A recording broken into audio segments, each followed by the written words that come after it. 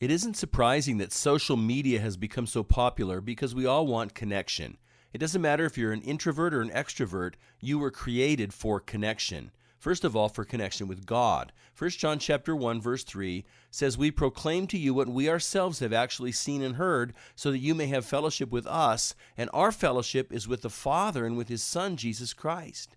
So if you believe the message of salvation, you'll have fellowship or connection with God.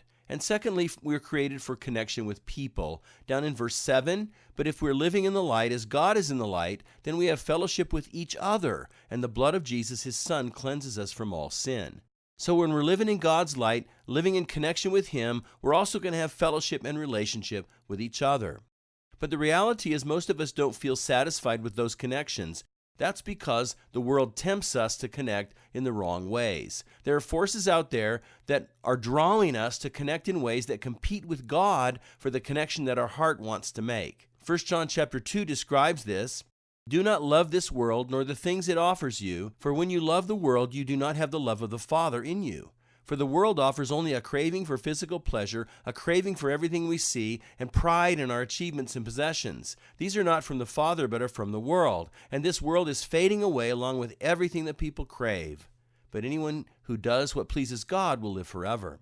This presents us with three categories of temptation. First, he lists the craving for physical pleasure. Physical pleasure isn't necessarily wrong. The problem is the word crave, because that word implies a desire that's misguided or out of control. And if you crave physical pleasure, if you want to get connected to those things more than you do to God and to others, that's a problem. Then he warns us also about craving for everything we see, because we're constantly bombarded with images to lust after, whether it's stuff or food or some fantasy, and this craving can pull us away from God and from true connection with other people.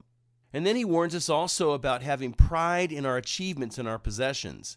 It's not a sin to be successful or to have nice things, but the sin here is pride, for our hearts to be drawn to our own achievements more than they're drawn to God. And verse 17 says that all of this stuff that we might crave is temporary. None of it's going to matter the moment that you're dead, and most of it won't matter in 5 years anyway. By contrast, the light teaches us to connect in the right ways. 1 John chapter 2, verses 7 and 8, "Dear friends, I'm not writing a new commandment to you, rather it's an old one you've had from the very beginning. This old commandment to love one another is the same message you heard before, yet it's also new. Jesus lived the truth of this commandment, and you also are living it, for the darkness is disappearing and the true light is already shining." So John goes all the way back to Jesus' original command to love. If we want the right connection, then instead of loving the things of the world, we need to love God and love others. So let's look at the original place where Jesus said that. When asked what the greatest commandment is, Jesus replied, "You must love the Lord your God with all your heart, all your soul, and all your mind. This is the first and greatest commandment. A second is equally important. Love your neighbor as yourself." The entire law and all the demands of the prophets are based on these two commands. So at the end of the day, Jesus gives us really one big idea, love, in two forms: connect with God, connect with others. But that connection with others can be tricky because it has to be authentic. And so verses 9 and 10 say, "If anyone claims I'm living in the light, but hates a Christian brother or sister, that person is still living in darkness. Anyone who loves another brother or sister is living in the light and does not cause others to stumble." Authentic connection is going to result in love and unity. You won't go around gossiping and spreading rumors.